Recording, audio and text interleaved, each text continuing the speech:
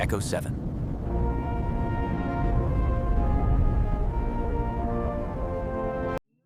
In November of 2025, 3 friends from Boston drove to Vermont for a weekend hike. They had done this before. They were experienced. They carried GPS devices, emergency beacons, and enough supplies for 4 days. They registered at the trailhead on Saturday morning at 9:32. 3 names, 3 signatures. Planned return, Sunday, 6 in the evening.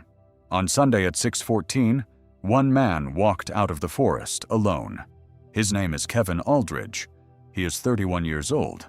When search teams found him at the Route 9 parking lot, he was covered in mud and dried blood from scratches on his arms and face. He had no backpack.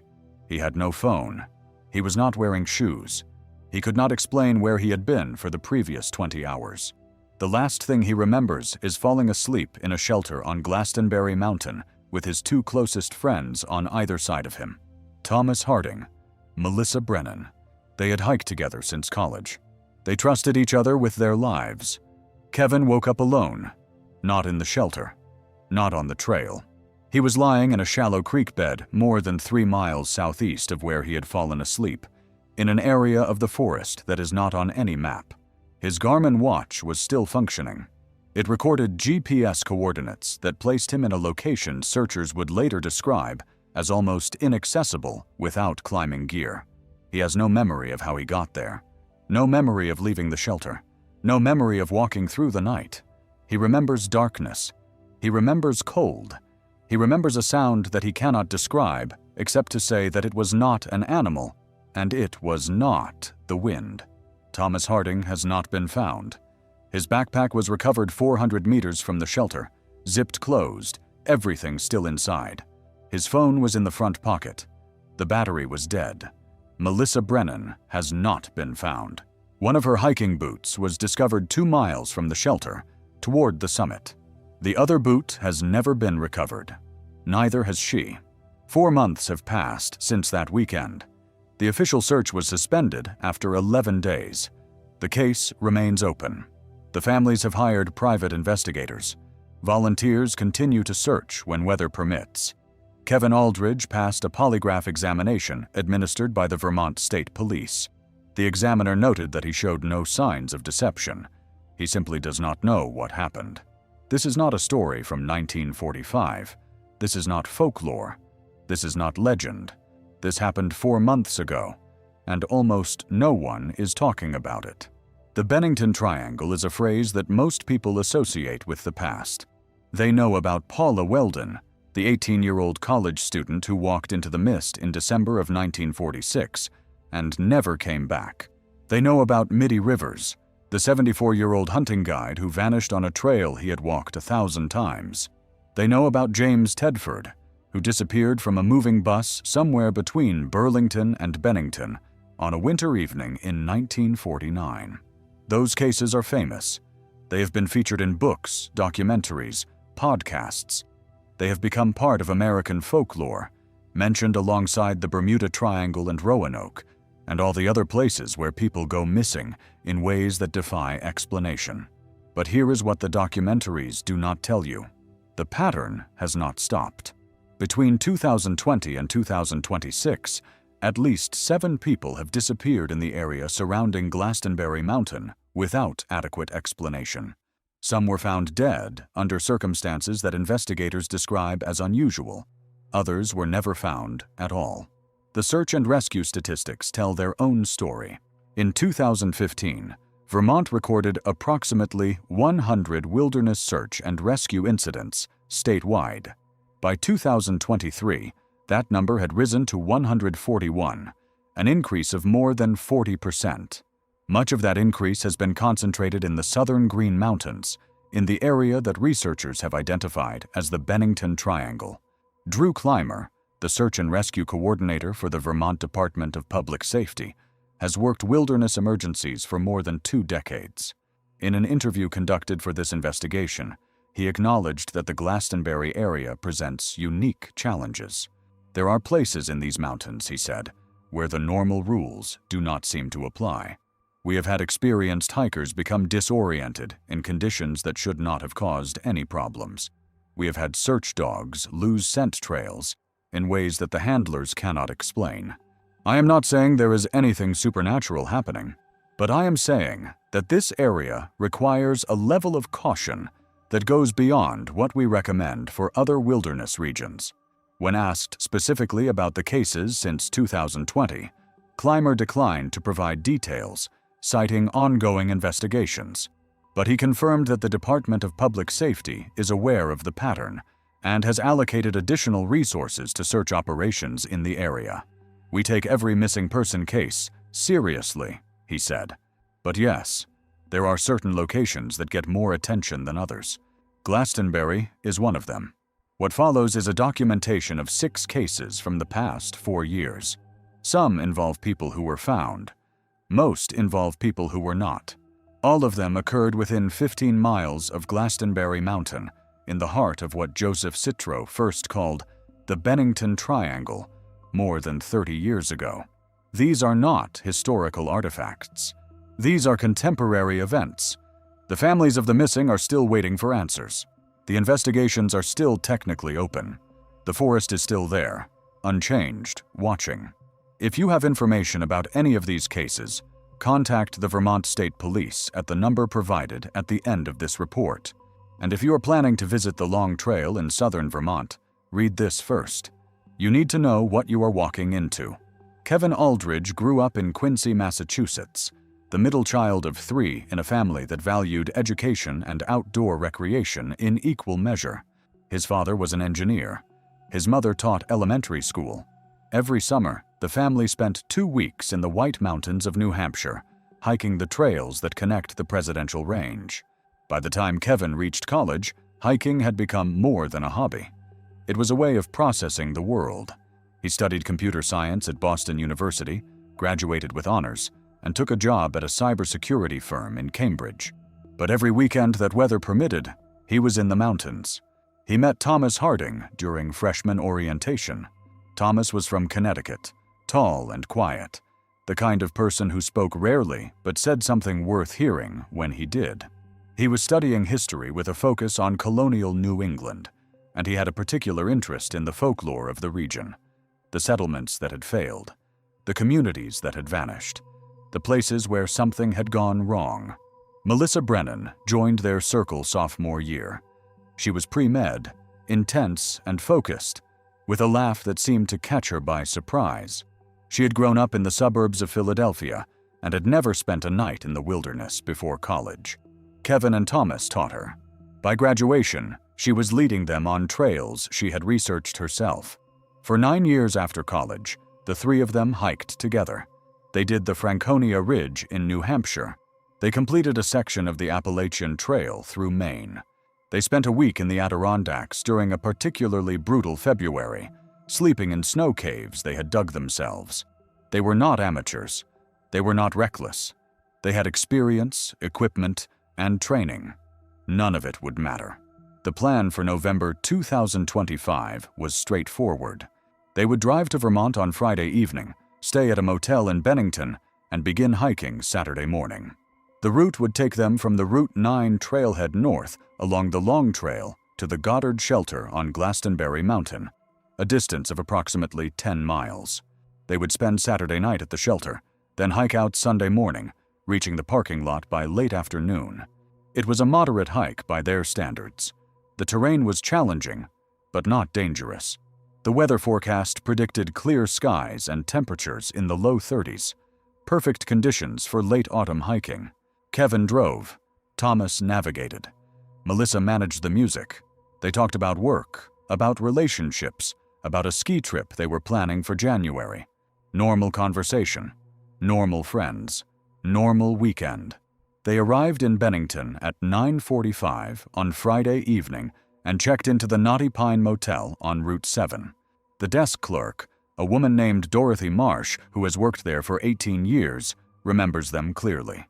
"Nice kids," she said later. "Polite." The woman asked if we had coffee in the morning. The tall one helped carry bags for another guest who was struggling with the door. Normal people. You would never have thought anything bad could happen to them. They were in the parking lot by 7:30 Saturday morning. At the trailhead, they signed the register at 9:32. The entry, written in Kevin's handwriting, read, Kevin A., Thomas H., Melissa B. Boston, Goddard Shelter and back. ETA Sunday, 6 p.m. A photographer named Alan Muller was at the trailhead that morning, taking pictures of the autumn foliage. He remembers seeing 3 hikers head north on the trail around 9:45. He described them as cheerful and well-equipped. I was setting up a shot of the ridge when they passed, he said. The woman waved. One of the guys asked about the light conditions. We talked for maybe 2 minutes. They seemed excited about the hike. Completely normal. That was the last confirmed sighting of Thomas Harding and Melissa Brennan. The trail from Route 9 to Goddard Shelter climbs steadily through a mixed hardwood forest that transitions to spruce and fir at higher elevations. The first 3 miles are relatively gentle, following old logging roads and crossing several small streams. After that, the grade increases sharply, and the trail becomes rockier. Kevin would later tell investigators that the hike proceeded without incident. They made good time through the lower sections, stopped for lunch at the intersection with the West Ridge Trail, and reached the Goddard Shelter by approximately 4:30 in the afternoon. The shelter was empty when they arrived. Goddard Shelter is a 3-sided wooden structure maintained by the Green Mountain Club. It sleeps 8 and includes a small covered area for cooking. There is a privy about 50 yards to the south and a water source another 100 yards down a side trail. The shelter sits at approximately 3,700 feet elevation, just below the tree line on the western shoulder of Glastonbury Mountain. Kevin described the shelter as unremarkable. They had stayed in dozens like it over the years. They unpacked their gear, prepared dinner on a small camp stove, and watched the sunset through the trees. It was beautiful, Kevin said in his statement to police. We could see all the way to New York. The light was golden. Melissa said she wished she had brought her camera. Thomas was reading something about the history of the area. Everything was normal. Everything was fine. They turned in early, by 8:30 according to Kevin's watch. The plan was to wake at dawn, pack quickly, and be back at the trailhead by noon. Thomas took the left side of the shelter. Melissa was in the middle. Kevin slept on the right, closest to the open front. Kevin remembers falling asleep easily. The last thing he heard was Thomas turning a page in his book, and Melissa's breathing slowing as she drifted off. The next thing Kevin remembers is cold water.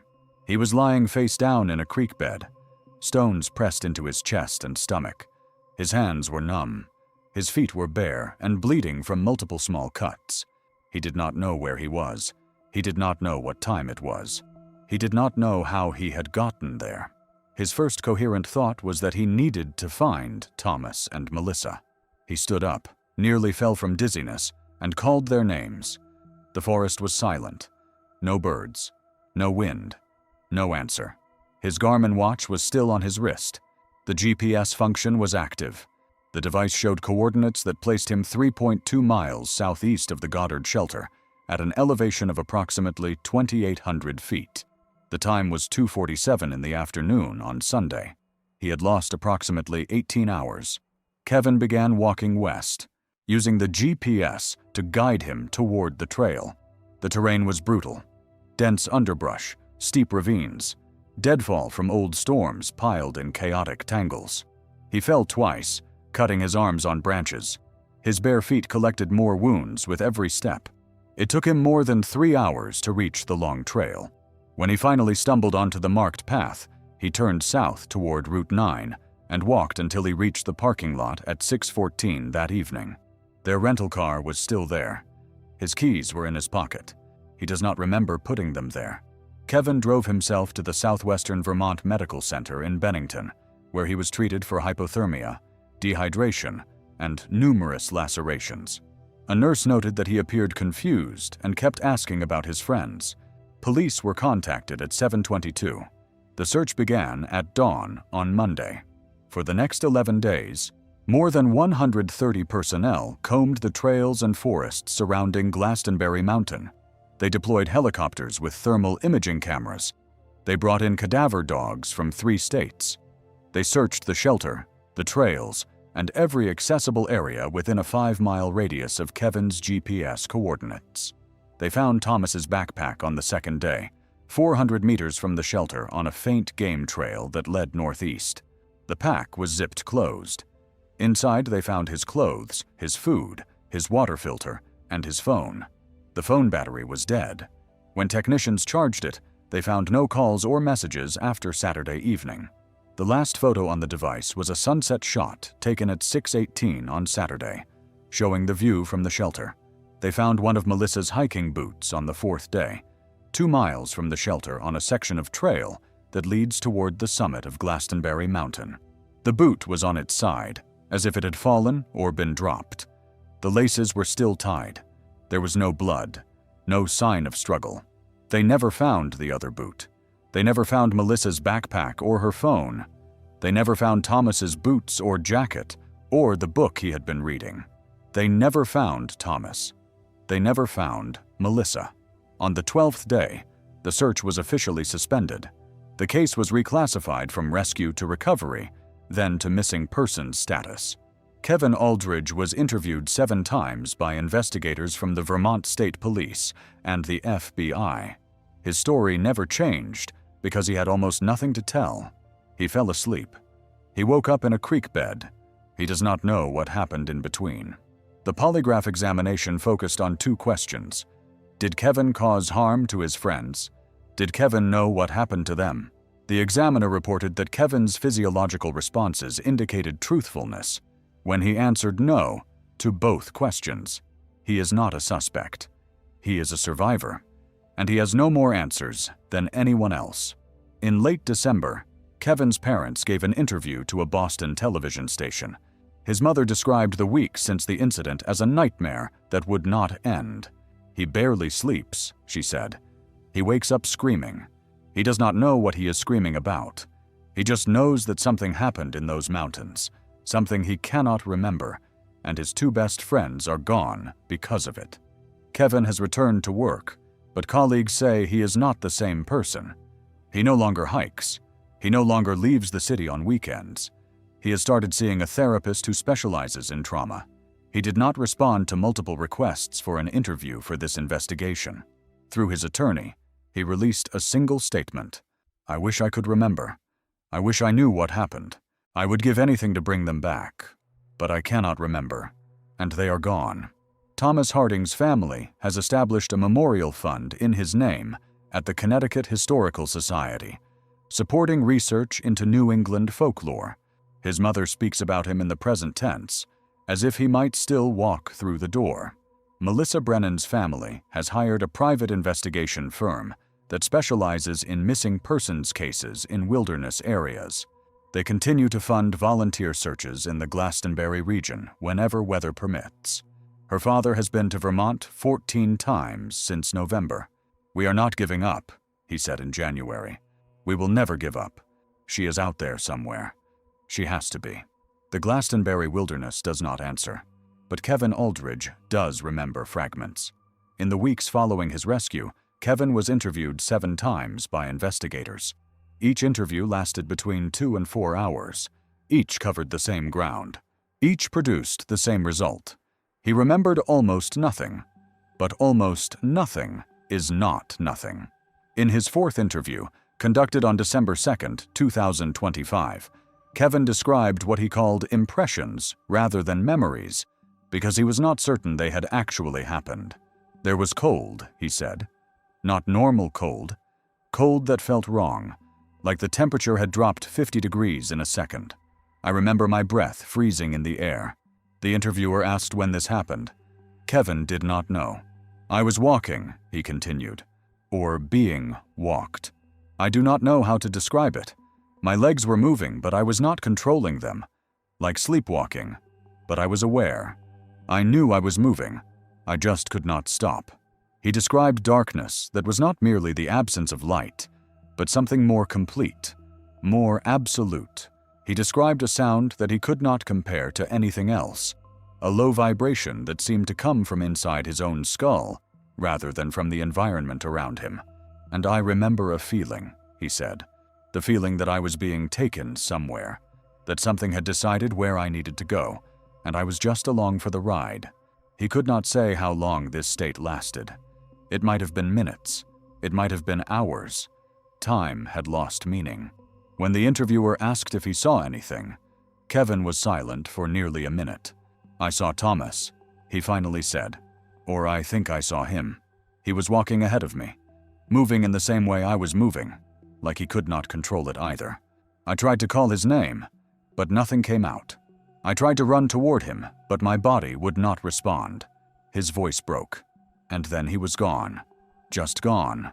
1 second he was there. The next second, there was only darkness." The interviewer asked about Melissa. Kevin shook his head. "I did not see her. I do not know what happened to her. I do not know what happened to any of us." Kevin's testimony is not evidence in any legal sense. It could be a dream, a hallucination, a construction of traumatic memory. But it is consistent with other accounts from people who have had unusual experiences in the Bennington Triangle. Several survivors over the decades have described similar phenomena: involuntary movement, loss of time, the sensation of being guided or controlled by something external. These accounts have never been systematically studied because they are too few and too inconsistent to form a research basis. But they exist, and they suggest that whatever is happening in these woods may not end with disappearance. Some people are taken and never found. Some people are taken and found dead, and some people are taken and returned, carrying fragments of an experience they cannot explain. Kevin Aldridge is in the third category. He is alive. He is physically unharmed, aside from the cuts and abrasions he sustained during his unexplained journey through the wilderness. But he is not the same person he was before that weekend. His family describes significant personality changes since November. He has become withdrawn, suspicious, and prone to sudden emotional outbursts. He sleeps with the lights on. He refuses to be alone after dark.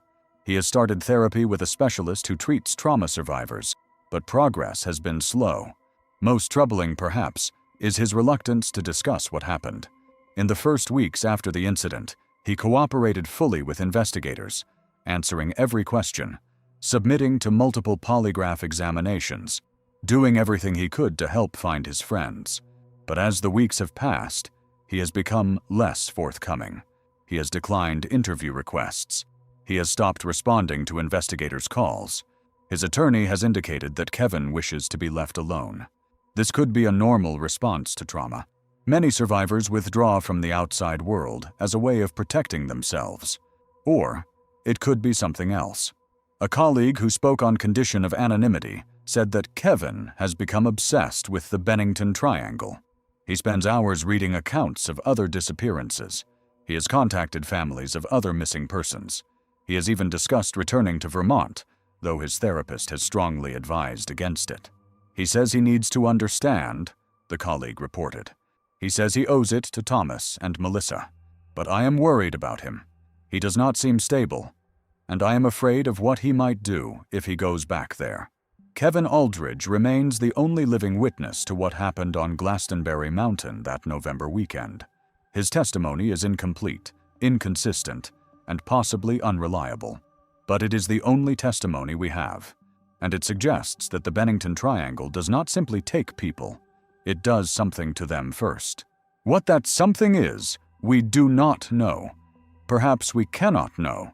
Perhaps the human mind is not equipped to process what happens in those woods. Perhaps that is why survivors so rarely survive intact. The case of Thomas Harding and Melissa Brennan is the most recent disappearance in the Bennington Triangle. But it is not the only one from recent years. Daniel Prescott was 44 years old when he disappeared in March of 2024.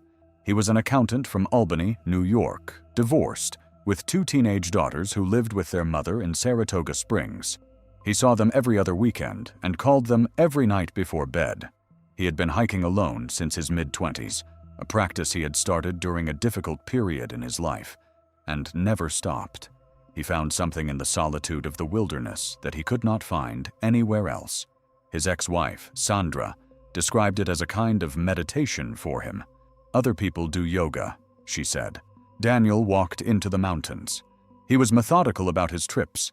He researched routes for months before attempting them.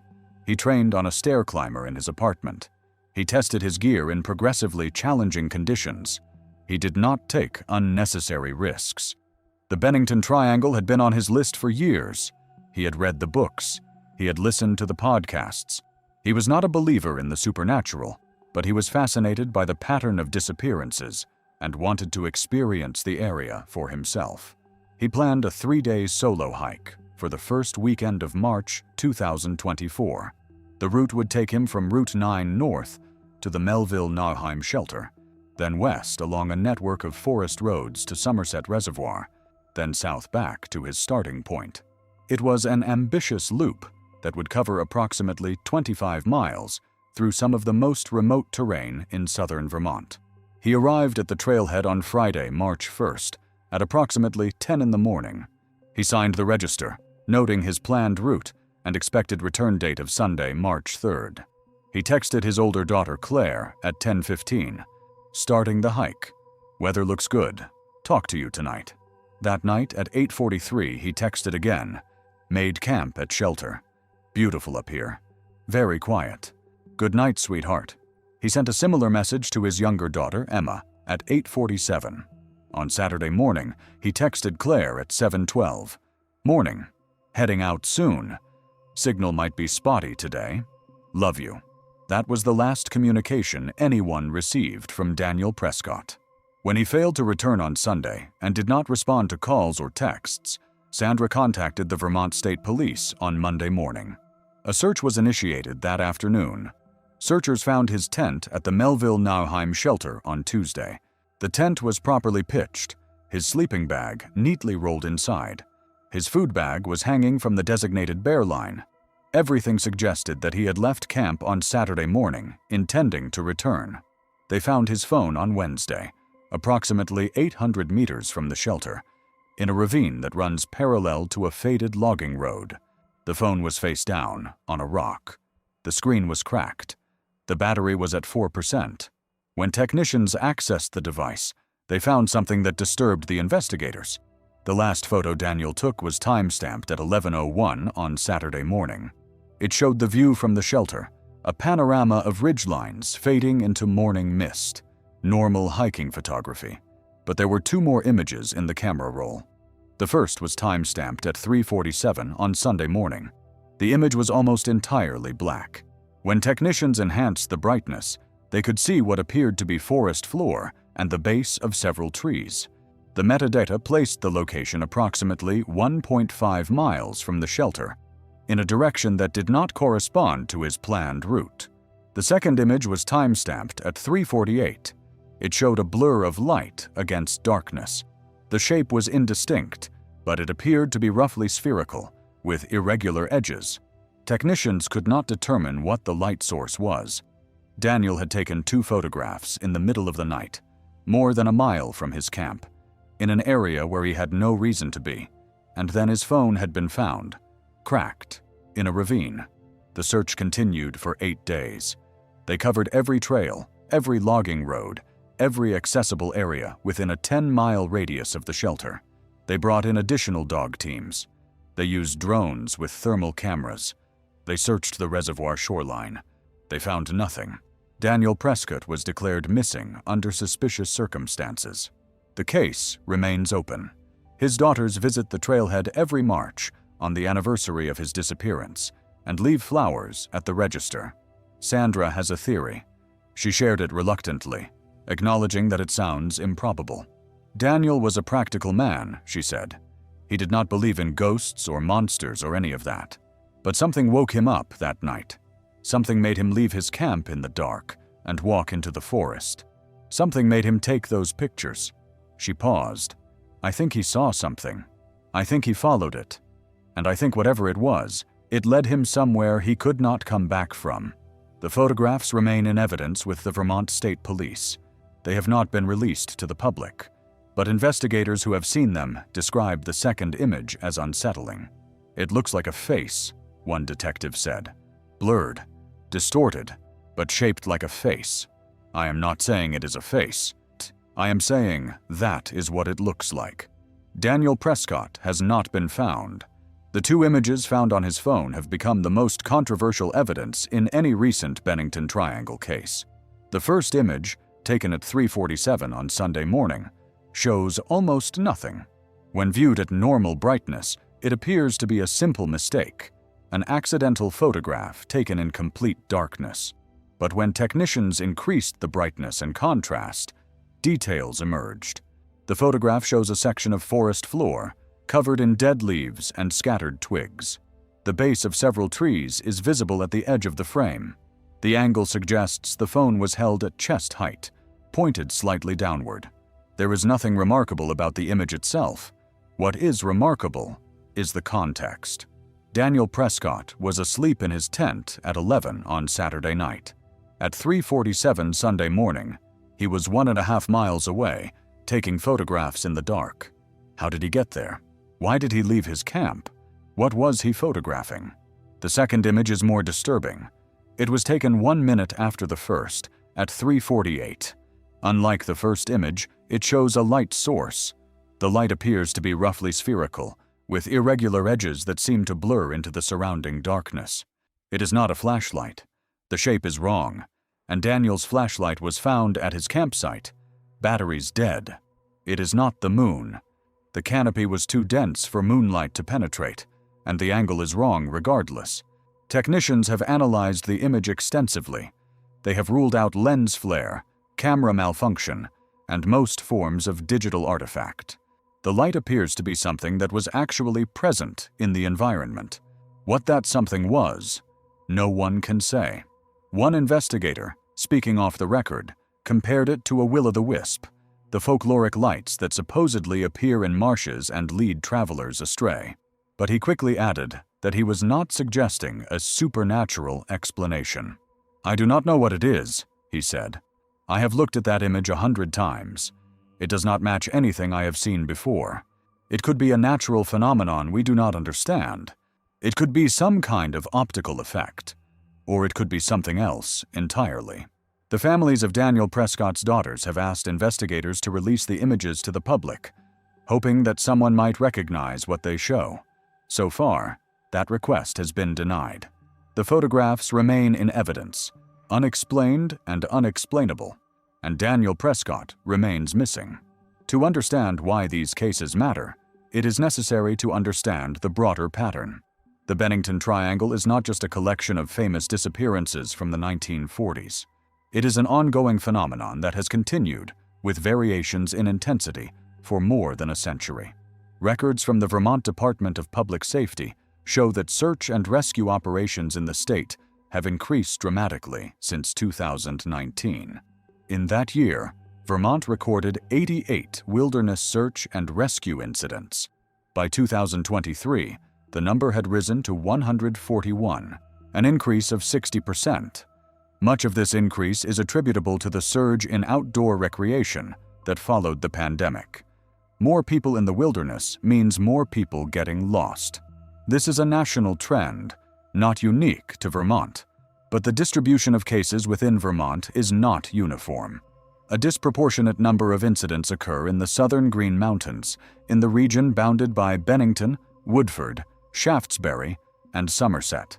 This is the area that researchers have identified as the Bennington Triangle. Drew Clymer, the search and rescue coordinator, has worked in Vermont for more than 20 years. He has seen thousands of cases. Most of them follow predictable patterns. Hikers get lost because they underestimate the terrain. They get injured because they overestimate their abilities. They get disoriented because they fail to bring adequate navigation equipment. But some cases do not follow patterns. In my experience, Clymer said, the Glastonbury area produces more anomalous cases than any other region in the state. By anomalous, I mean cases where the standard explanations do not seem to apply. Cases where experienced hikers become lost in conditions that should not have caused problems. Cases where search dogs behave strangely. Cases where the timeline does not make sense. He declined to specify which cases he was referring to, citing ongoing investigations. But he acknowledged that the department has noticed the pattern. "We have discussed it internally," he said. We have compared notes with agencies in other states that have similar areas. There is no scientific explanation, but there is a pattern. The statistics for resolved versus unresolved cases tell their own story. Between 2020 and 2025, Vermont recorded 712 wilderness search and rescue incidents. Of these, 689 were resolved within 72 hours. The missing persons were found, either alive or deceased, and the cases were closed. 23 cases remained unresolved after 72 hours. Of those 23, 16 were eventually resolved, with the missing person found weeks or months later, usually deceased, usually in locations that had already been searched. 7 cases remain unresolved as of March 2026. Of those 7, 5 occurred within the boundaries of the Bennington Triangle. The numbers are small in absolute terms, but the concentration is striking. The Bennington Triangle represents less than 5% of Vermont's wilderness area. It accounts for more than 70% of the state's unresolved disappearances. Something is different about this place. Researchers have proposed various explanations. The terrain is unusually rugged, with steep ravines and dense vegetation that can disorient even experienced hikers. The weather is unpredictable, with microclimates that can shift dramatically over short distances. The area contains abandoned mines and sinkholes that could trap or kill someone who stumbled into them. All of these factors are real. All of them contribute to the difficulty of search and rescue operations in the area, but none of them fully explain the pattern. Why do search dogs lose scent trails that should be easy to follow? Why do experienced hikers become disoriented in conditions that should pose no challenge? Why do some people disappear completely, leaving no trace, no evidence, no explanation? The statistics do not answer these questions. They only confirm that the questions need to be asked. Richard and Catherine Vance had been married for 32 years when they disappeared in September of 2023. They were high school sweethearts from Stamford, Connecticut, parents of 2 grown children, grandparents of 4. Richard was 58, a retired insurance adjuster. Catherine was 55, a former nurse who now volunteered at a local hospice. They had been hiking the Green Mountains since their honeymoon in 1991. They knew the trails better than most locals. They had completed the entire long trail twice. They had weathered storms, injuries, and one memorable encounter with a black bear that Catherine still laughed about at dinner parties. They were not novices. They were not careless. They were exactly the kind of people who do not disappear. Their plan for September 2023 was simple. A 3-day hike from Route 9 to Stratton Mountain and back. A route they had walked more than a dozen times over the years. They would stay at the Stratton Pond shelter both nights, enjoying the autumn foliage and the quiet of the forest. They arrived at the trailhead on Friday, September 8th at 11 in the morning. A trail camera maintained by the Green Mountain Club captured them walking north at 11:14. Richard was in front, wearing a red fleece and carrying a blue pack. Catherine was behind him, wearing a gray jacket with her distinctive silver hair visible beneath a green cap. They looked happy. They looked healthy. They looked like people who had done this 100 times and would do it 100 more. The trail camera recorded them entering the forest. It never recorded them leaving. This fact has troubled investigators more than any other aspect of the case. The Green Mountain Club maintains motion-activated cameras at several trailheads throughout the Long Trail system. The cameras serve multiple purposes: monitoring trail usage, documenting wildlife, and providing a record of who enters and exits the wilderness. The camera at the Route 9 trailhead was inspected after the Vances disappearance. It was functioning properly. The battery was fully charged. The memory card had ample capacity. Between September 8th and September 12th, the camera recorded 23 separate triggers. 12 of those triggers were hikers entering the trail. 11 were hikers leaving. The math is simple. 1 hiker entered and did not leave. Except it was not 1 hiker. It was 2. Richard and Catherine Vance walked into the forest on September 8th at 11:14 in the morning. They signed the shelter log on September 9th at 4:12 in the afternoon. They planned to hike out the same way they came in. The camera should have recorded them. It recorded everyone else. Michael Vance has spent countless hours reviewing the camera footage, looking for any sign of his parents. He has watched every trigger from that weekend, studying faces, comparing clothing, checking timestamps. They are not there, he said. Everyone else who went in came out on camera. My parents went in. They did not come out. At least not past that camera. This has led to speculation that Richard and Catherine left the trail by a different route. Perhaps they decided to explore a side trail. Perhaps they became disoriented and exited through a different trailhead. But this theory does not hold up. The Vances knew this area intimately. They had hiked it dozens of times. They had no reason to change their route, and the shelter log entry gave no indication that they planned to. Moreover, no other trailhead camera in the region recorded them. If they had exited elsewhere, there would be some record, unless they did not exit at all. The trail camera footage has become almost mythical in discussions of the case. Some people see it as proof that the Vances never left the forest, that they are still out there somewhere, waiting to be found. Others see it as evidence that something in these woods can make people disappear without passing the boundaries that normal travelers cross. Michael Vance does not engage in such speculation. He focuses on practical matters, organizing searches, reviewing evidence, keeping his parents' case in the public eye. But in unguarded moments, he has admitted that the camera footage haunts him. I keep thinking about what it means, he said. The camera worked fine. It recorded everyone else. Why not them? How does that happen? He shook his head. I do not have an answer. I am not sure there is one, but I know that something is wrong with that picture. Something that doesn't make sense. Richard and Catherine Vance remain missing. When they failed to return on Sunday and did not respond to calls or texts, their son Michael drove up from Connecticut to meet with police. He was calm at first, confident that his parents were simply delayed. The weather had been clear. The trails were well marked. They always came back. The search began Monday morning. Searchers found evidence of their presence at the Stratton Pond shelter on Tuesday. The shelter log showed an entry in Richard's handwriting, dated Saturday, September 9th, at 4:12 in the afternoon. Richard and Catherine Vance, Stamford, CT, our 33rd visit to this spot.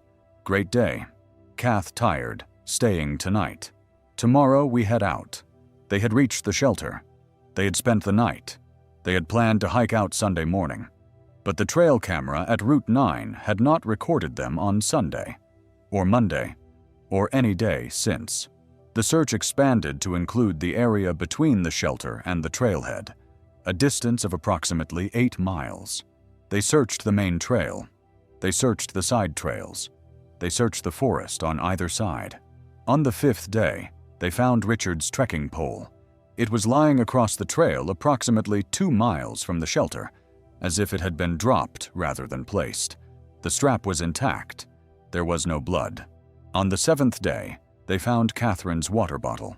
It was in a stream bed approximately 300 meters from the main trail, in thick underbrush that would have been difficult to navigate deliberately. The bottle was empty, but undamaged. They found nothing else. Michael Vance spent 2 weeks in Vermont, coordinating with search teams and following every lead. He walked the trail himself, calling his parents' names until his voice gave out.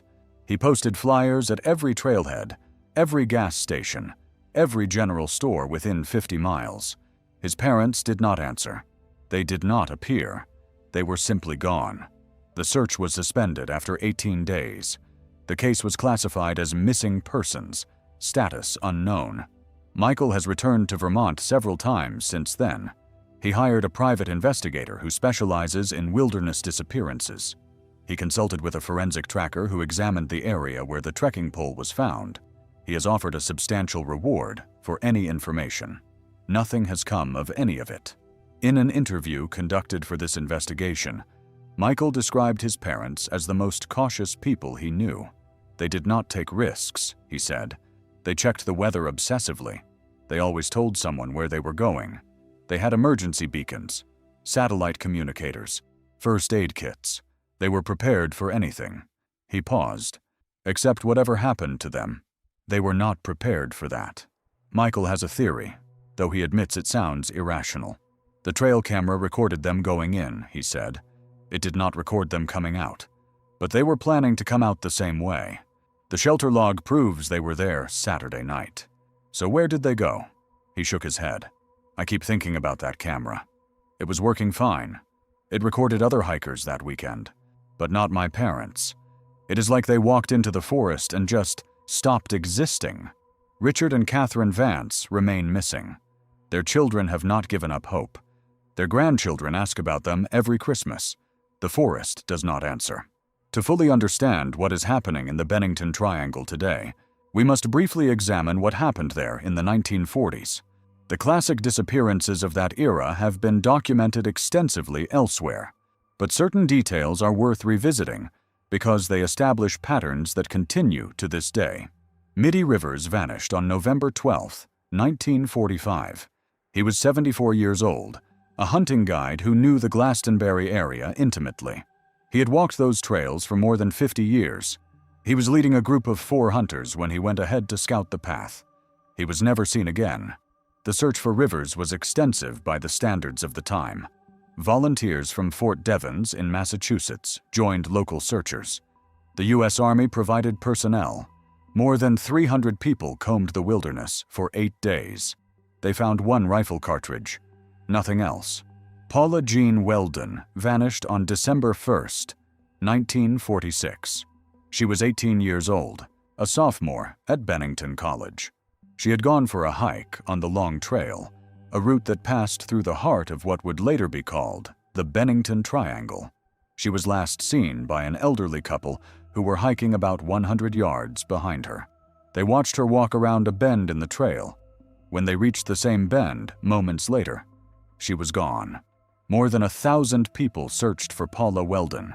Aircraft flew over the wilderness. The FBI became involved. A $5,000 reward was offered. Nothing was ever found. No body, no clothing, no evidence of any kind. The case became so notorious that it led directly to the creation of the Vermont State Police. Before Paula Welden's disappearance, Vermont had no centralized law enforcement agency. Her case exposed the inadequacy of the existing system and prompted legislative action.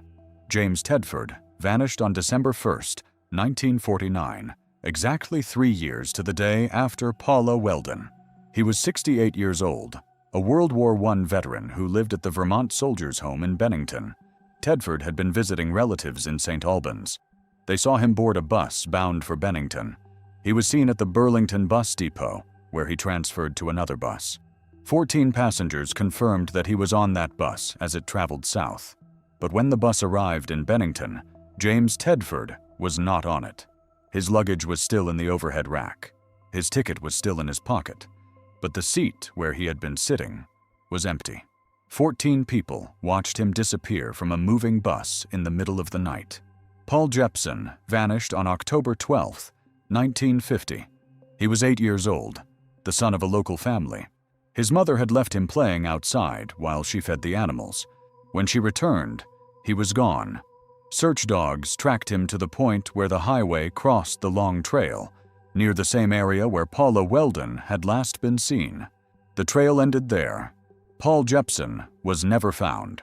Frida Langer vanished on October 28, 1950.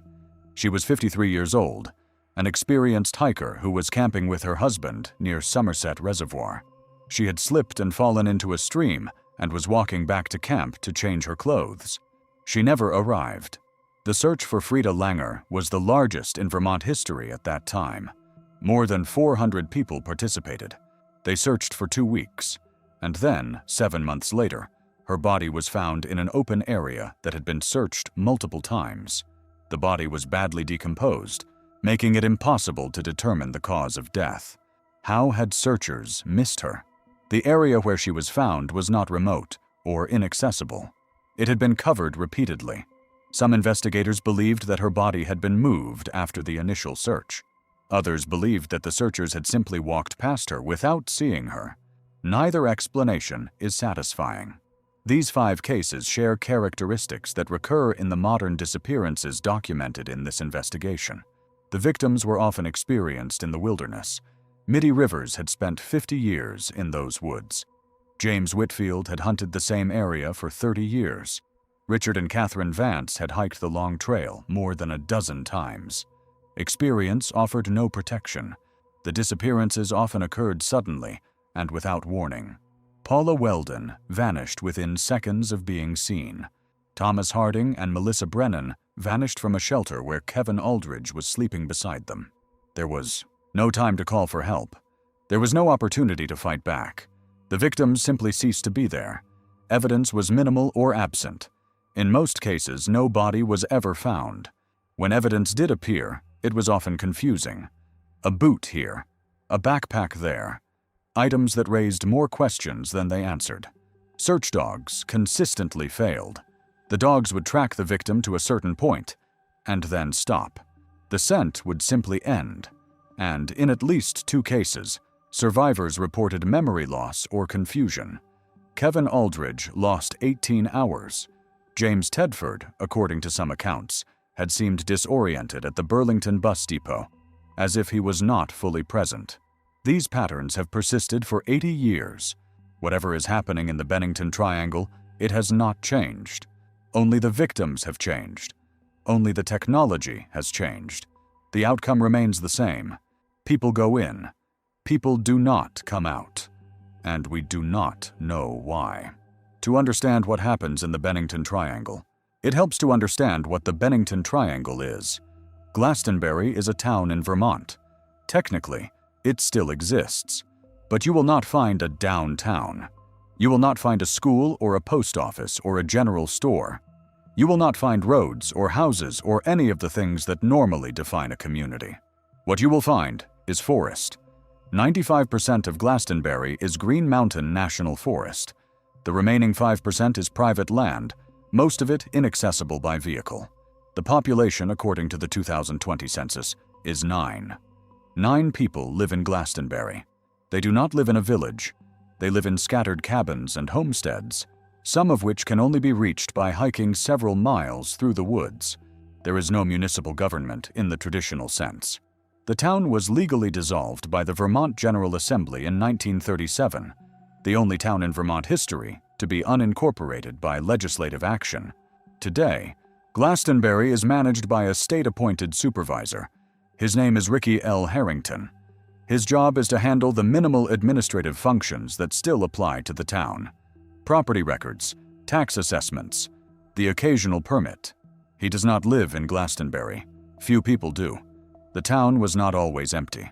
In the late 1800s, Glastonbury was a small but functional community. Logging operations employed dozens of workers. A charcoal industry supplied fuel to factories in Bennington and beyond.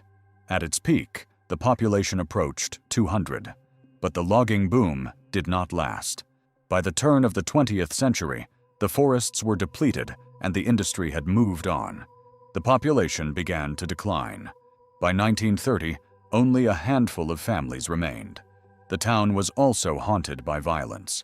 In 1892, a man named Henry McDowell murdered his colleague Jim Crowley at a logging camp near Glastonbury Mountain. McDowell was found guilty and committed to the Vermont State Asylum for the Insane. 2 years later, he escaped. He was never found.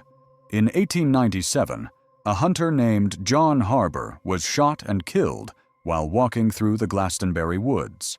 The killer was never identified. The case was never solved.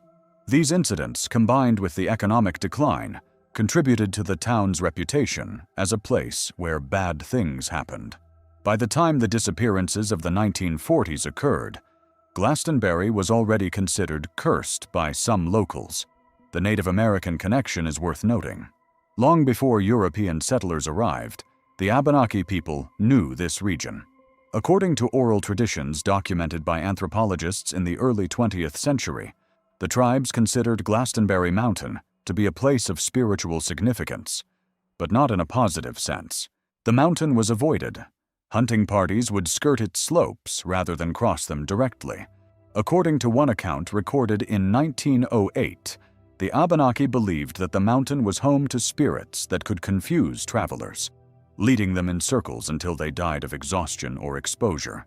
Similar legends exist in many cultures, of course. Nearly every wilderness region has stories of malevolent forces that prey on the lost, but the Abenaki accounts are notable for their specificity. The spirits of the mountain did not kill directly, according to the legends. They simply made it impossible to leave. Travelers would walk toward their destination and find themselves back where they started. They would follow clear trails that led nowhere. They would call for help and hear their own voices echoed back from directions that made no sense. Eventually, the legend said, the traveler would simply give up. They would sit down, and they would never rise again. These accounts predate the European settlement of Vermont by centuries. They describe phenomena that are strikingly similar to what modern hikers have reported in the same area. Coincidence? Shared psychology? Or something else? Researchers have debated these questions for decades without resolution. What is not debatable is the consistency of the reports. People have been getting lost in unusual ways in this area for as long as anyone can remember. The forest has a memory that we do not understand, and the forest does not forget. Today, the forest has reclaimed almost everything. If you hike through Glastonbury, you will occasionally find stone foundations, rusted equipment, and other remnants of the community that once existed. But the forest is always working to erase them. A park ranger who requested anonymity described the atmosphere of Glastonbury as different from other wilderness areas in Vermont. When you walk into those woods, he said, you notice the silence first. Not just the absence of people, but the absence of everything. Sometimes you do not hear birds. Sometimes you do not hear insects. It is like the forest is holding its breath. He paused. I have worked in wilderness areas all over the country. I have been to places that are more remote, more rugged, more dangerous, but I have never been anywhere that felt like Glastonbury. There is something about that place that makes you want to leave. Whether this feeling is psychological or something more remains a matter of debate. What is not debatable is the history. People have been disappearing in and around Glastonbury for more than a century. The pattern has not stopped, and the forest is not giving up its secrets.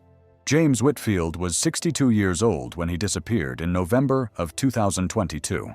He was a lifelong resident of Bennington, Vermont, a retired mill worker, and a hunter who had been walking the forests around Glastonbury since he was a teenager. He knew those woods better than anyone alive. His family described him as cautious to the point of obsession. He never hunted alone without telling someone exactly where he would be. He carried multiple communication devices. He had backup supplies for his backup supplies. On November 14, 2022, he told his wife Linda that he was going to his usual hunting stand, a spot on private land approximately 3 miles from the nearest road. He had hunted from that stand for more than 30 years. He could walk to it blindfolded. He kissed Linda goodbye at 6 in the morning. She expected him home by dark. He did not come home. Linda called his cell phone at 7 that evening. It went directly to voicemail. She called again at 8. Same result. By 9, she was in her car, driving toward the access road that led to his hunting area. She found his truck parked where he always left it. The doors were unlocked. His keys were in the ignition. She did not go into the forest. She was not a hunter, and the darkness in those woods was different from the darkness anywhere else. Instead, she drove to the state police barracks and reported him missing. The search began at first light on November 15th. It did not take long to find his hunting stand.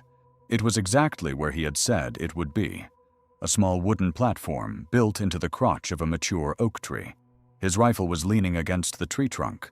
His thermos was sitting on the platform, still warm. James was not there. Searchers fanned out from the stand, calling his name, following every game trail that led away from the area. The search dogs picked up his scent immediately and followed it northeast toward a creek that ran along the edge of the property. At the creek, the dogs stopped. The handlers described their behavior as unusual. Both dogs circled the same area. a stretch of bank approximately 20 feet long, and refused to continue. They were not indicating a find. They were not tracking in a new direction. They simply stopped.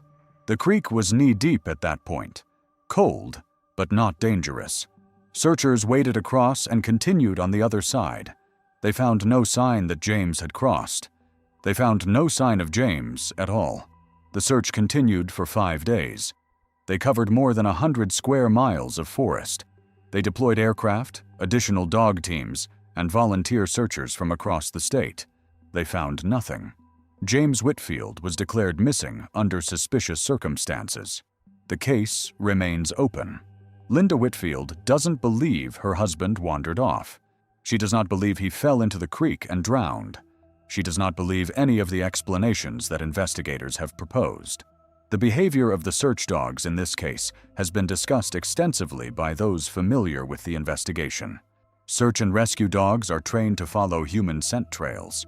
They are remarkably effective, capable of tracking a person through dense forest, across streams, and over rocky terrain, where visual tracking would be impossible. The dogs used in the Whitfield search were experienced, well-trained, and had successfully completed hundreds of missions. They picked up James's scent immediately. The trail led from his truck to his hunting stand, then northeast toward the creek. The handlers described the dogs as confident and focused, moving quickly in the way that indicates a strong scent. Then, at the creek, everything changed. Both dogs circled the same 20-foot stretch of bank. They whined. They sat. They refused to continue. The handlers tried to restart the track on the far side of the creek. The dogs showed no interest. They tried downstream. Nothing. Upstream. Nothing. "I have been doing this for 15 years, one handler said in a statement to investigators. "I have never seen dogs behave that way. It was like the scent just stopped. Like the person had been standing there one moment and then ceased to exist the next. Scent trails can be disrupted by water, but the creek was shallow enough to wade. A person crossing on foot would leave scent on the far bank. A person being carried downstream would leave traces in the water that dogs can often detect. The dogs found nothing.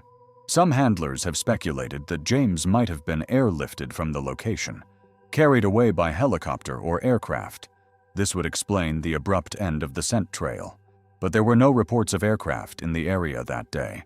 No helicopter landing sites were found. And the logistics of such an operation in dense forest would be essentially impossible without leaving evidence. Others have suggested that James might have entered the water and remained in the creek, walking upstream or downstream until he emerged far from where the search was focused. But this theory does not explain why the dogs showed no interest in following the creek in either direction. The simplest explanation is often correct. Perhaps James did cross the creek and continue into the forest, and the dogs simply lost the trail for mundane reasons. Perhaps the conditions were unusual. Perhaps the dogs had an off day. But the handlers do not believe this explanation. They know their dogs. They know what those animals can do. And they know that something happened at that creek that they cannot explain. "He knew those woods," she said. "He had walked that exact path thousands of times. He could not have gotten lost. He could not have fallen. Something happened to him. Something took him. She still keeps his rifle cleaned and oiled, in case he comes home." The rifle has been waiting for more than 3 years. But one detail from his case has troubled investigators more than any other. When searchers found his hunting stand, his thermos was sitting on the wooden platform. It was still warm. James had filled that thermos with coffee before leaving home at 6 in the morning. He had walked approximately 3 miles to reach his stand. He had climbed into the platform and settled in for a morning of hunting. And then, at some point, he had left. The thermos was found at approximately 7:15 in the morning on November 15th, approximately 25 hours after James left home. The coffee inside was still warm to the touch. This detail suggests that James was at his stand very recently before searchers arrived.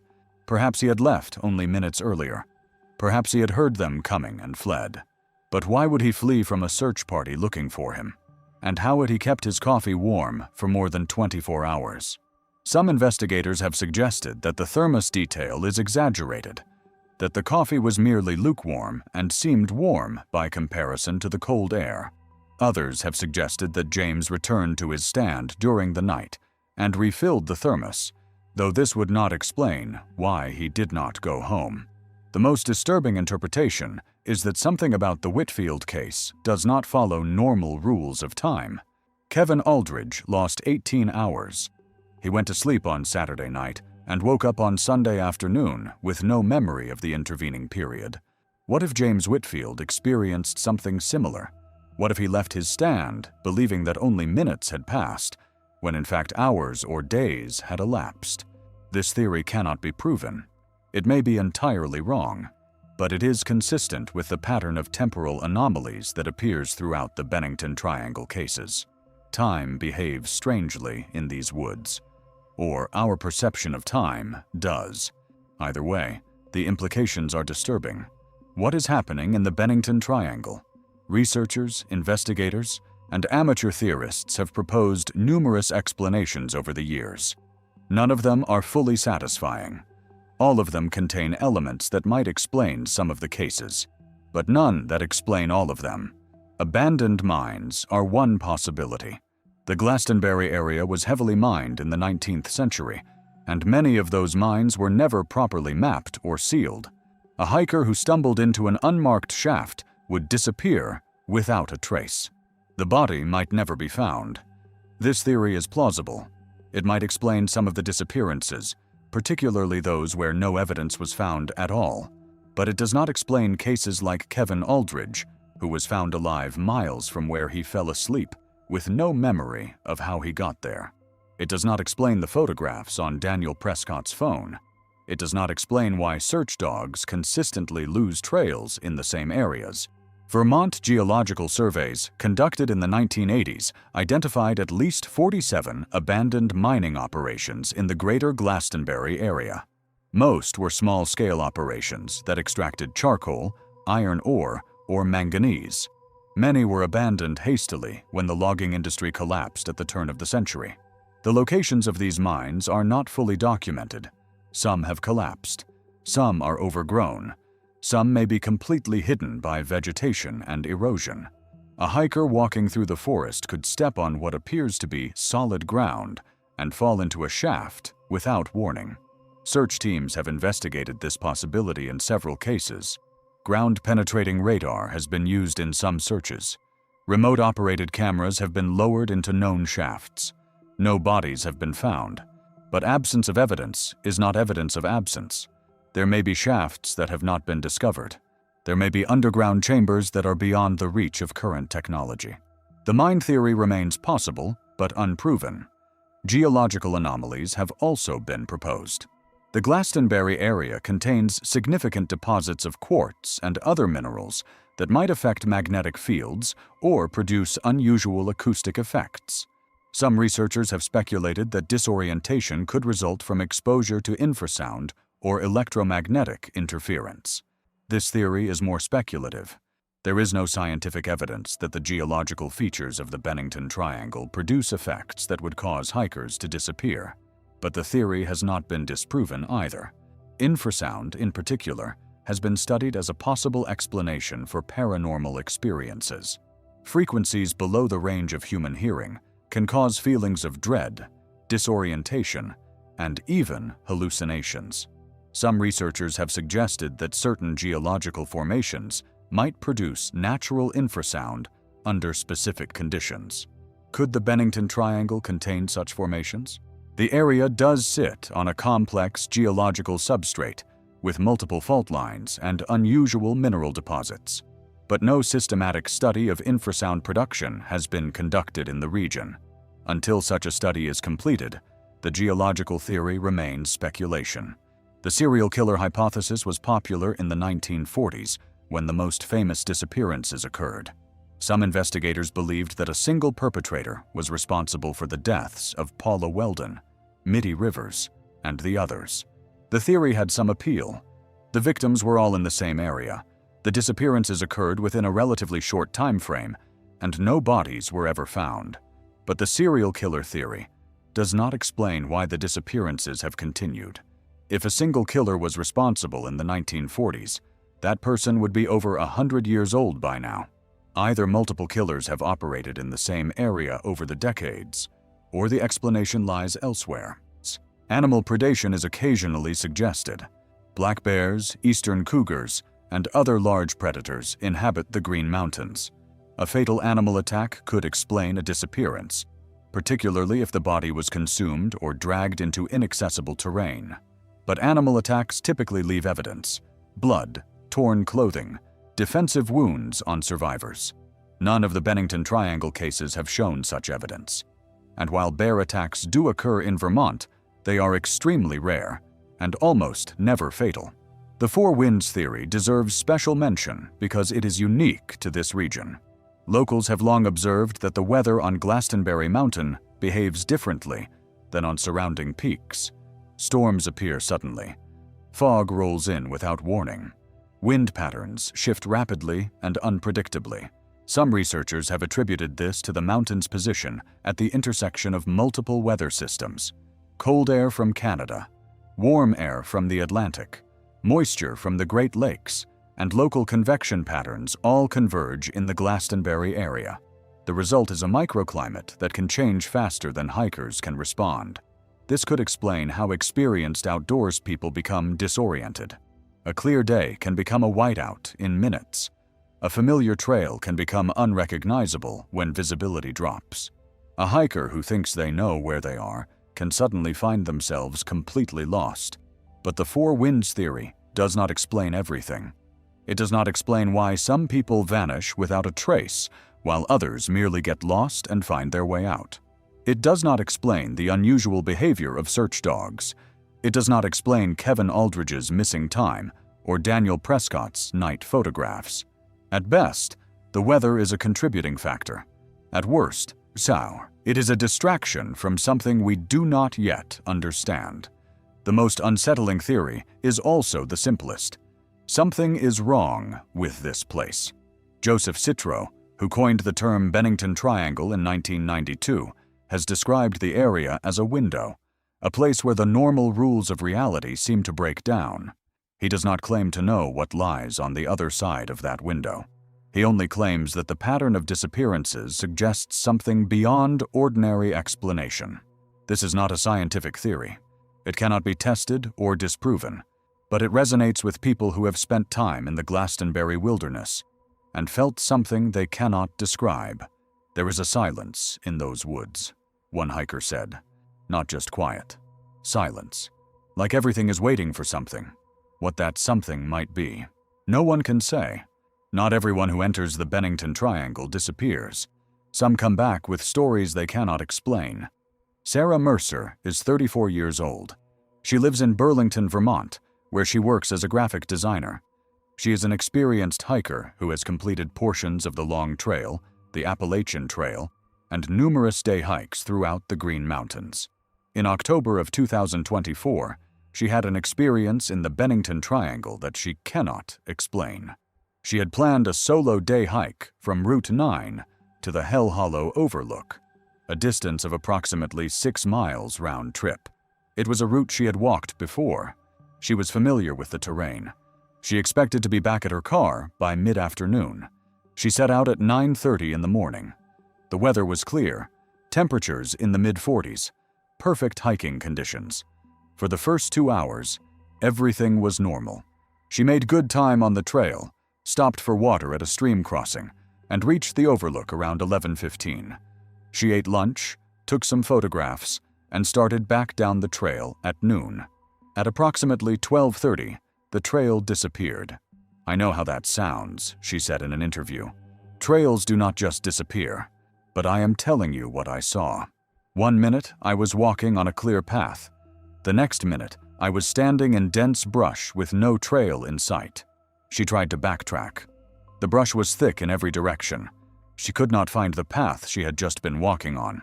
She activated the GPS on her phone.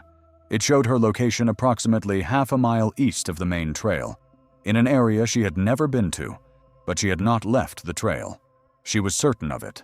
"I did not step off," she said. "I did not make a wrong turn.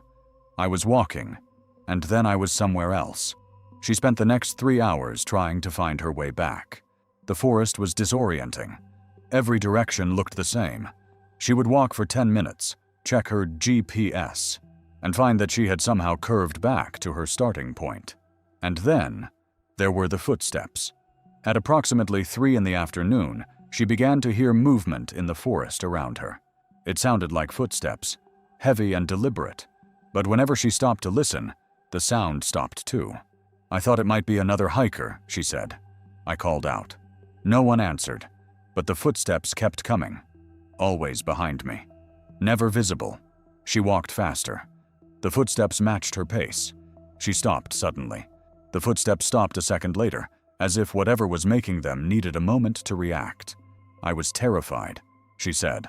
"I had never been so scared in my life. I could not see anything. I could not hear anything except those footsteps, but I knew something was following me." She began to run. The footsteps ran too.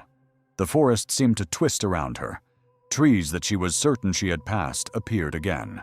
Clearings that should have led to the trail led nowhere. Her GPS showed her moving in circles, even though she was certain she was running in a straight line. At one point, she stopped and screamed. She screamed for help. She screamed out of pure terror. The forest absorbed the sound like a sponge. No echo came back. No response came from anywhere.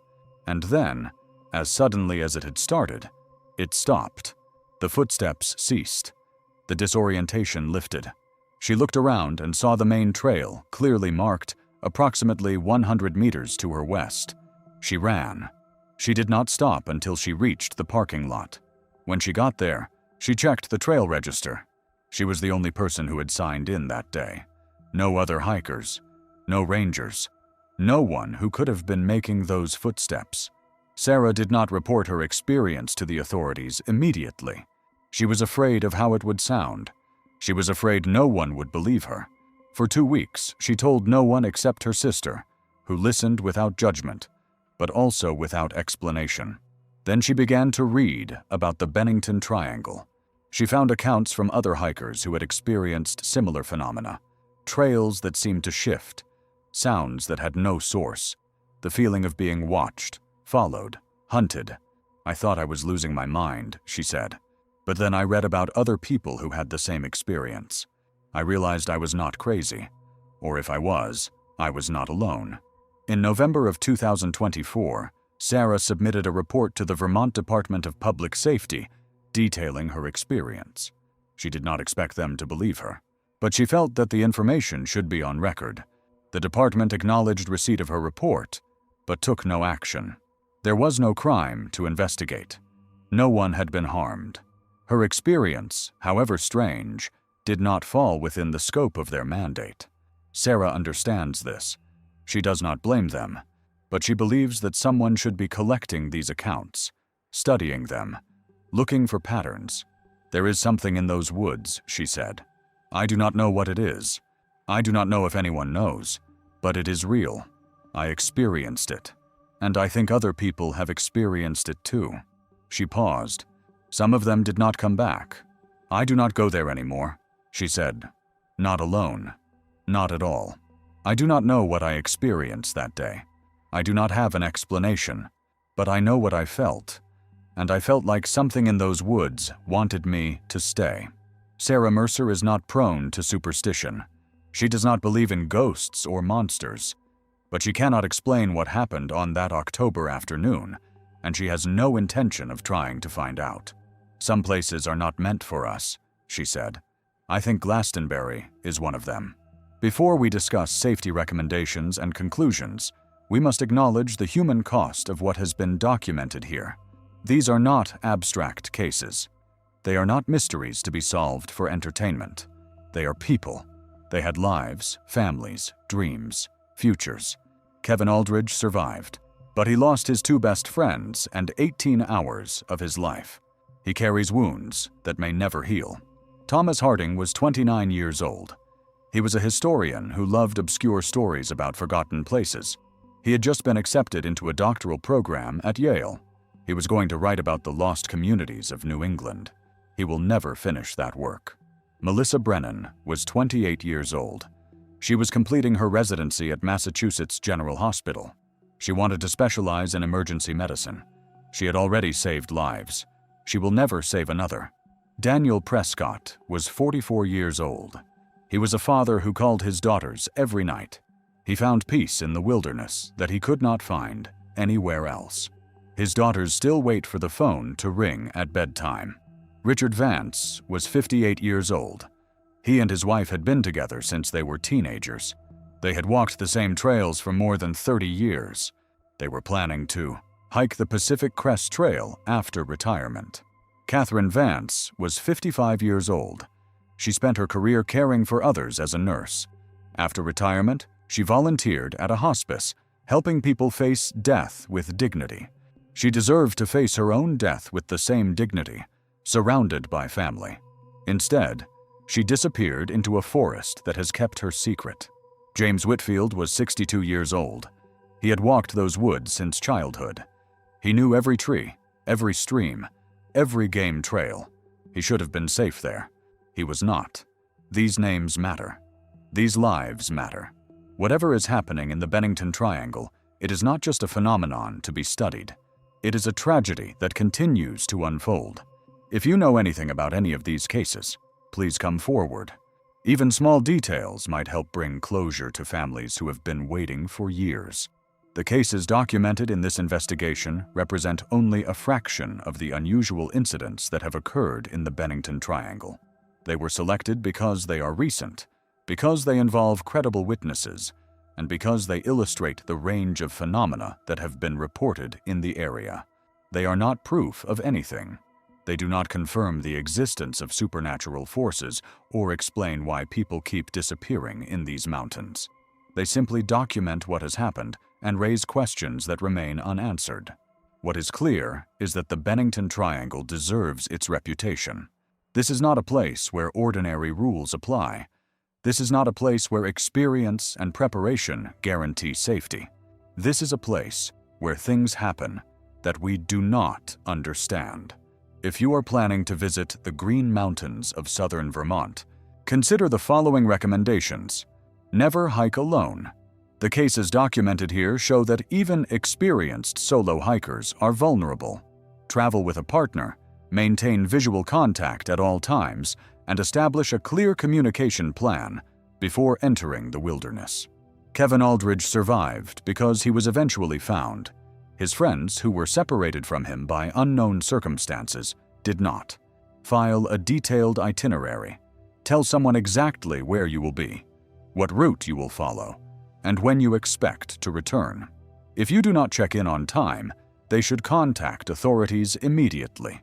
The Vances' son did not learn of their disappearance until days after they failed to return, because no one was expecting them on a specific schedule. Carry multiple communication devices. A satellite communicator or personal locator beacon can summon help, even in areas without cell service. Consider carrying more than one in case of equipment failure. Daniel Prescott's phone was found with a cracked screen and nearly dead battery. If he had carried a backup device, it might have saved his life. Trust your instincts. If something feels wrong, leave. Do not investigate strange sounds or lights. Do not follow trails that are not on your map. Do not push forward if conditions seem unsafe. Sarah Mercer survived because she kept moving toward the main trail, even when she was terrified. If she had stopped, if she had given in to the fear, she might still be in those woods. Research the area before visiting. Understand the history. Know the risks. Make an informed decision about whether to enter. The Bennington Triangle has been claiming lives for more than a century. That pattern shows no sign of changing. Know the signs of disorientation. If you find yourself walking in circles, if landmarks seem to shift, if you cannot trust your own sense of direction, stop immediately. Use your GPS. Follow the bearing back to safety. Do not assume you can navigate by instinct in an area where instinct has failed so many others. Set waypoints and checkpoints. When hiking in the Bennington Triangle, mark your progress more frequently than you would elsewhere. Check your GPS every few minutes. Confirm that you are where you think you are. Do not assume that staying on the trail is enough. The trail can disappear. If you experience something unusual, report it. Even if you are not injured, even if you return safely, contact the Vermont Department of Public Safety and document your experience. These reports may not lead to immediate action, but they contribute to our understanding of what is happening in these woods. And if you do visit, pay attention to the silence that seems too complete, to the feeling that something is watching, to the moments when the forest seems to hold its breath. These things may mean nothing. They may be psychological artifacts of being alone in the wilderness, or they may be warnings. The Bennington Triangle has been taking people for more than a century. It took Paula Welden in 1946. It took Middie Rivers in 1945. It took James Tedford in 1949. And in 2025, it took Thomas Harding and Melissa Brennan. Kevin Aldridge survived, but he lost 18 hours of his life and 2 of his closest friends. He does not know what happened. He may never know. The forest knows. It is not telling. As this investigation was being prepared, the author received an anonymous communication. It came through encrypted email from an account that could not be traced. The sender claimed to have information about the Bennington Triangle that had never been made public. The communication included details about a pattern that the sender believed connected the disappearances across decades. According to this source, certain dates and locations appeared repeatedly in the case files. Certain conditions, particularly fog and temperature inversions, preceded many of the incidents. Certain geological features, including fault lines and mineral deposits, seemed to correlate with the areas of highest disappearance rates. The sender also claimed that official agencies were aware of these patterns, but had chosen not to publicize them, fearing that doing so would either cause panic or attract curiosity seekers who might add to the body count. This communication has not been verified. The claims it contains may be entirely false. The sender may be a fabricator, a conspiracy theorist, or someone seeking attention. But the communication also included specific details about cases that have not been publicly documented. Details that could only be known by someone with access to official files or direct involvement in the investigations. If the sender is reading this report, make contact again. Provide verifiable evidence. Help us understand what is happening in these mountains.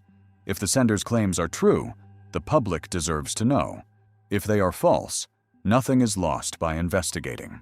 Either way, the search for answers must continue. At the heart of every Bennington Triangle case is a simple question. What happened? We have theories. We have speculation. We have patterns that suggest meaning without providing it. But we do not have answers. Paula Welden walked into the mist in 1946. 80 years later, we do not know what happened to her.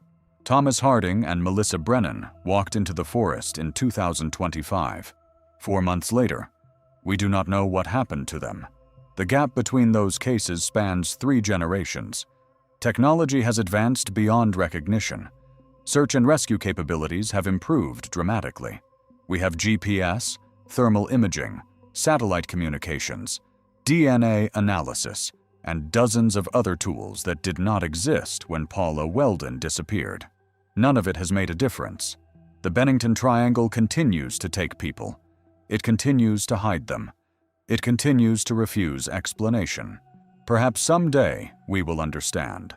Perhaps new technology will reveal what older tools could not. Perhaps someone will come forward with information that breaks the pattern open. Or perhaps some mysteries are not meant to be solved. Perhaps some places hold secrets that will outlast us all. The forest was here before we arrived. It will be here after we are gone. Whatever is happening on Glastonbury Mountain has been happening for longer than anyone can remember, and it shows no sign of stopping.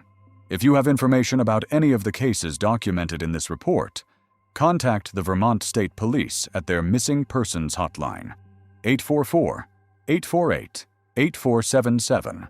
Even small details might help bring closure to families who have been waiting for years. The Bennington Triangle is not history. It is not folklore. It is not legend. It is happening right now. And until we understand why, No one who enters those woods is truly safe. Here is a timeline of the cases documented in this investigation. November 2022. James Whitfield, 62, disappears while hunting near his property in Bennington. His rifle and thermos are found at his hunting stand. Search dogs lose his trail at a nearby creek. He has never been found. September 2023. Richard Vance, 58, and Catherine Vance, 55, disappear while hiking to Stratton Pond Shelter. Trail camera records them entering the forest, but never leaving. Shelter log confirms they reached their destination. They have never been found. March 2024. Daniel Prescott, 44, disappears while on a solo hike near Somerset Reservoir. His phone is found with 2 photographs taken at 3:47 and 3:48 in the morning, showing locations more than a mile from his camp. He has never been found. October 2024. Sarah Mercer, 34, experiences unexplained disorientation and the sensation of being followed while hiking near Hell Hollow. She escapes and returns safely, but reports significant psychological impact. November 2025. Kevin Aldridge, 31, Thomas Harding, 29, and Melissa Brennan, 28, enter the Glastonbury wilderness together. Kevin is found the following day with no memory of the previous 18 hours. Thomas and Melissa have never been found. Before this investigation concludes, the families of the missing have asked that their words be included. Bruce Harding, Thomas's father, provided a written statement.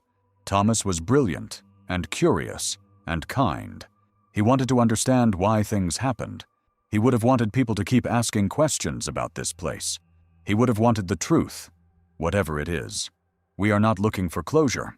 We are looking for our son. Until we find him, we will keep searching. Margaret Prescott, Daniel's older daughter, spoke by phone. My dad called us every night. Every single night, no matter where he was. When those calls stopped, I knew something was wrong. But I kept hoping. I kept thinking he would walk out of those woods and call me and say he was sorry for scaring us. He never called. He is never going to call.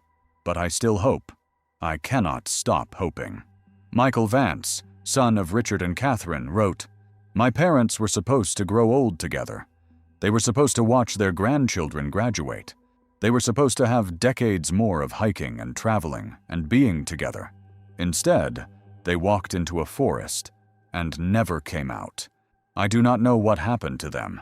I do not know if I will ever know, but I want people to understand that they were real. They were loved. They are missed every single day. Linda Whitfield, James's wife, spoke at her home in Bennington. James and I were married for 38 years. We raised 2 children in this town. He loved these mountains. He said they were in his blood. I never thought the mountains would take him from me, but they did. And now I sit in this house alone, waiting for something that is probably never going to happen. I keep his rifle cleaned because it gives me something to do. I keep his boots by the door because I cannot bring myself to move them. He is gone, but I am not ready to admit that yet. These families deserve answers. They deserve to know what happened to the people they loved. The Bennington Triangle has taken too much from too many people. The pattern must be understood. The disappearances must stop. Until they do, these families will keep waiting. These questions will keep being asked. And this forest will keep its secrets. Total missing from documented cases: 6 individuals. Total found alive: 1 individual, Kevin Aldridge, with significant memory loss and psychological trauma. Total found deceased: 0. Total unaccounted for: 5 individuals. Cases remain open. Searches continue when conditions permit. Families continue to wait. The Bennington Triangle continues to claim its share. Word count: approximately 15,200 words. The families of the missing continue to search. The investigations remain open. The forest remains silent. If you found this report valuable, consider sharing it. The more people who know about these cases, the more likely it is that someone will come forward with information. Every detail matters. Every person matters. And somewhere in the Green Mountains of Vermont, the answer is still waiting to be found.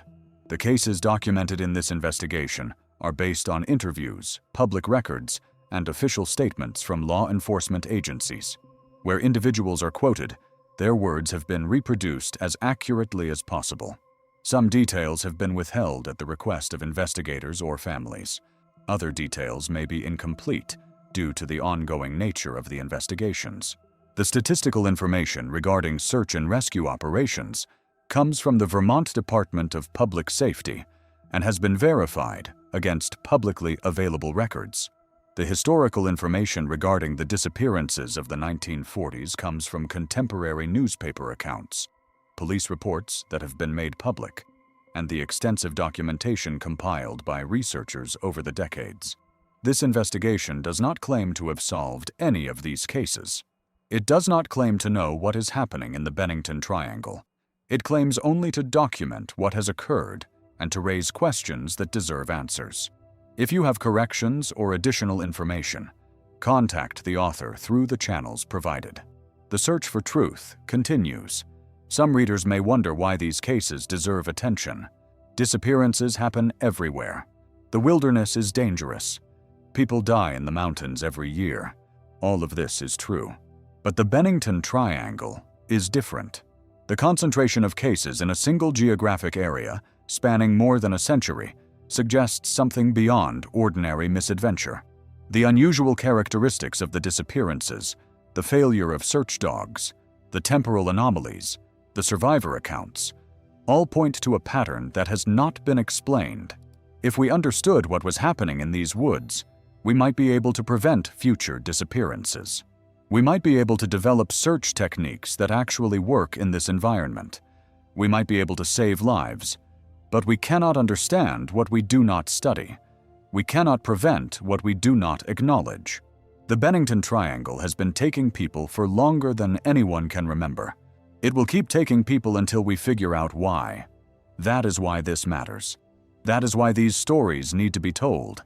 That is why the families of the missing keep searching, keep hoping, keep waiting for answers that may never come. The forest does not care about our questions. The forest does not care about our grief. The forest simply is, and it takes what it takes, and it keeps its secrets forever. But we are human. We ask questions. We seek answers. We refuse to accept that some mysteries cannot be solved. The Bennington Triangle is the greatest mystery in American wilderness history. It has defied explanation for 80 years. Someday, perhaps, we will understand. Until then, we document. We investigate. We remember the names of the lost. And we hope that the next person who walks into those woods will walk out again.